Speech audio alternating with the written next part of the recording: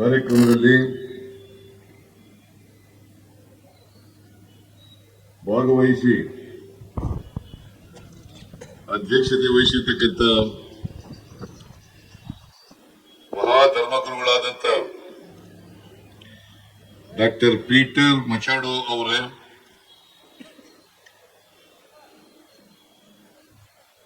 ಬಳ್ಳಾರಿಯ ಧರ್ಮಾಧ್ಯಕ್ಷರಾದಂಥ father henry D'Souza ಅವರೇ, ಮೂಡಬಿದಿರೆಯ ಜೈನ ಮಹಾಸಂಸ್ಥಾನದ ಚಾರುಕೀರ್ತಿ ಭಟ್ಟಾರಕ ಸ್ವಾಮೀಜಿಯವರೇ,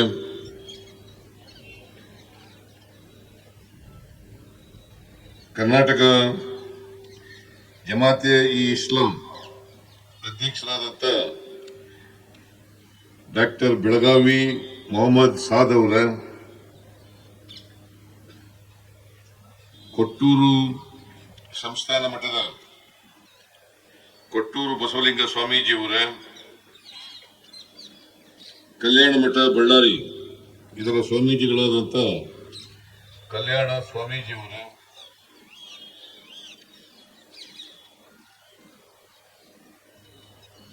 ಕರ್ನಾಟಕ ಸರ್ಕಾರದ ಇಂಧನ ಸಚಿವರಾದಂಥ ಶ್ರೀ ಕೆಜೆ ಜಾರ್ಜ್ ಅವರ, ಹಿರಿಯರು ಮಾಜಿ ಸಚಿವರಾದಂಥ ಅಲ್ಲಂ ವೀರಭದ್ರಪ್ಪ ಅವರ, ಮಾಜಿ ಸಚಿವರಾದಂಥ ಶಾಸಕರಾದಂಥ ಶ್ರೀ ನಾಗೇಂದ್ರ ಅವರ,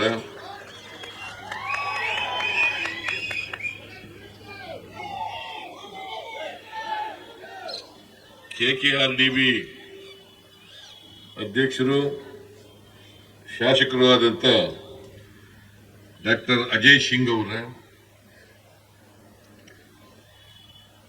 ಬಳ್ಳಾರಿಯ ಶಾಸಕರಾದಂಥ ಶ್ರೀ ಭರತ್ ರೆಡ್ಡಿ ಅವರ, ಕಂಪ್ಲಿ ಶಾಸಕರಾದಂಥ ಶ್ರೀ ಗಣೇಶ್ ಅವರ,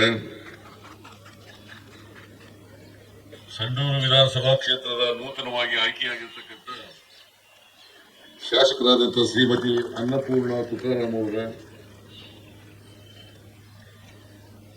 ಸಿರುಗುಪ್ಪ ಶಾಸಕರಾದಂಥ ಶ್ರೀ BM ನಾಗರಾಜು ಅವರ,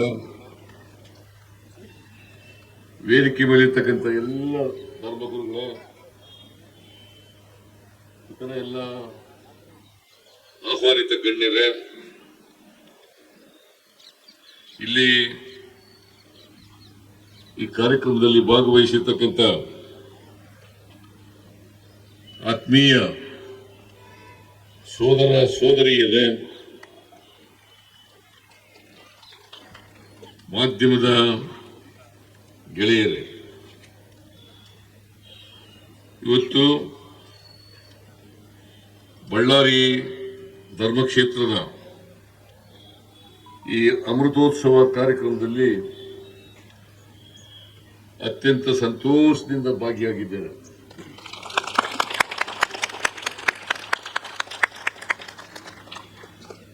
ನನಗೆ ಈ ಕಾರ್ಯಕ್ರಮಕ್ಕೆ ಬರಲೇಬೇಕು ಅಂತೇಳಿ ಫಾದರ್ ಹೆನ್ರಿ ಡಿಸೋಜಾ ಅವರು ಆಹ್ವಾನವನ್ನು ನೀಡಿದರು. ಮತ್ತೆ KJ ಜಾರ್ಜ್ ಅವರು ಕೂಡ ಈ ಕಾರ್ಯಕ್ರಮಕ್ಕೆ ಹೋಗಲೇಬೇಕು ಅಂತ ಹೇಳಿದರು. ಹಾಗಾಗಿ ಈ ಕಾರ್ಯಕ್ರಮದಲ್ಲಿ ಭಾಗವಹಿಸಿ ನಿಮ್ಮೆಲ್ಲರಿಗೂ ಕೂಡ ನೋಡ್ತಕ್ಕಂಥ ಅವಕಾಶ ಸಿಕ್ಕಿದೆ. ಅದಕ್ಕಾಗಿ ಹೆನ್ರಿ ಡಿಸೋಜಾ ಅವರಿಗೆ, KJ ಜಾರ್ಜ್ ಅವರಿಗೆ ಧನ್ಯವಾದಗಳನ್ನು ಈ ಸಂದರ್ಭದಲ್ಲಿ ಹೇಳಲಿಕ್ಕೆ ಬಯಸ್ತೇನೆ.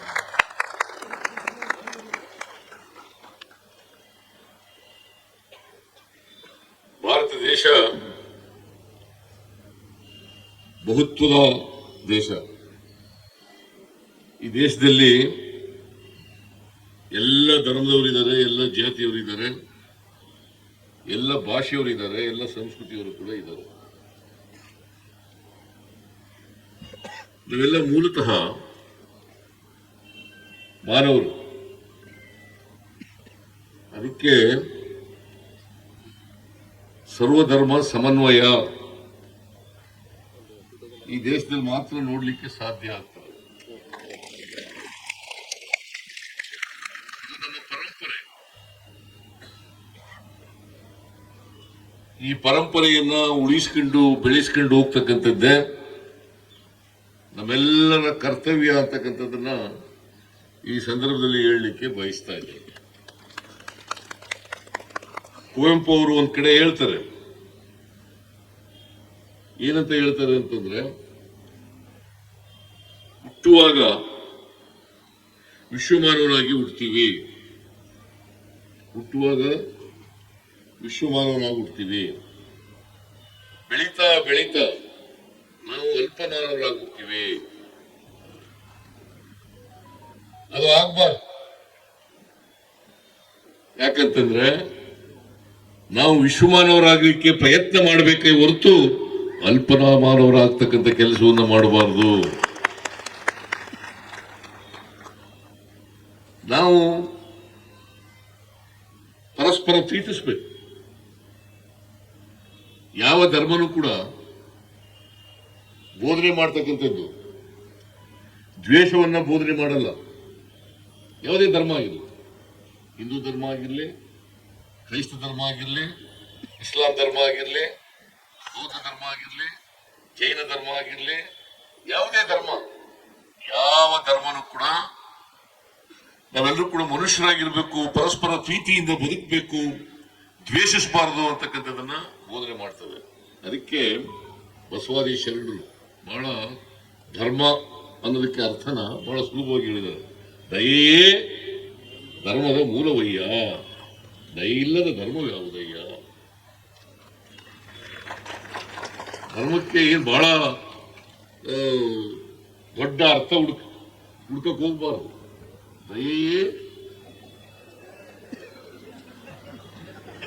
ದಯೆಯೇ ಧರ್ಮದ ಮೂಲವಯ್ಯ.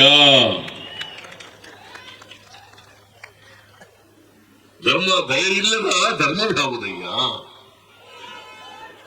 ಅಲ್ವಾ? ದಯೆಯೇ ಧರ್ಮದ ಮೂಲ. ಅದರಿಂದ ನಾವೆಲ್ಲರೂ ಕೂಡ ಒಬ್ಬರನ್ನ ಕಂಡ್ರೆ ಇನ್ನೊಬ್ಬರಿಗೆ ದಯೆ ಇರಬೇಕು.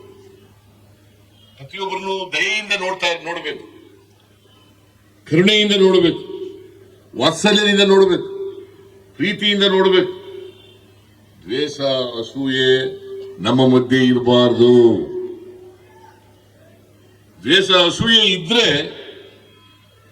ಸಮಾಜದಲ್ಲಿ ಒಡಕು ಉಂಟಾಗ್ತದೆ, ಸಮಾಜ ವಿಭಜನೆ ಆಗ್ತದೆ, ಸಮಾಜ ಎರಡು ಮೂರು ಗುಂಪುಗಳಾಗ್ಬಿಡ್ತವೆ. ಅದು ಆಗ್ಬಾರದು ಅಂತಕ್ಕಂಥದ್ದೇ. ಅದಕ್ಕೆ ಬಾಬಾ ಸಾಹೇಬರು ನಮಗೆ ಕೊಟ್ಟಿರ್ತಕ್ಕಂಥ ಸಂವಿಧಾನದಲ್ಲಿ ಏನಿದೆ ಅಂತಂದ್ರೆ, ನಿಮ್ಮ ಧರ್ಮವನ್ನ ಪಾಲನೆ ಮಾಡಿ, ಬೇರೆ ಧರ್ಮದ ಬಗ್ಗೆ ಸಹಿಷ್ಣುತೆ ಇರಲಿ. ನಮ್ಮ ಧರ್ಮವನ್ನ ಪ್ರೀತಿಯಿಂದ ಕಾಣೋಣ, ಅಭಿಮಾನದಿಂದ ಕಾಣೋಣ. ಆದ್ರೆ ಬೇರೆ ಧರ್ಮನೂ ಕೂಡ ಸಹಿಸ್ಕೊಳ್ತಕ್ಕಂಥ ಸಹಿಷ್ಣುತೆಯನ್ನ ಬೆಳೆಸ್ಕೋಬೇಕು. ಇದು ನಮ್ಮ ಸಂವಿಧಾನದಲ್ಲಿರ್ತಕ್ಕಂಥ ಮೂಲ ತತ್ವ. ಇದನ್ನ ಅರ್ಥ ಮಾಡ್ಕೋಬೇಕಾಗ್ತದೆ.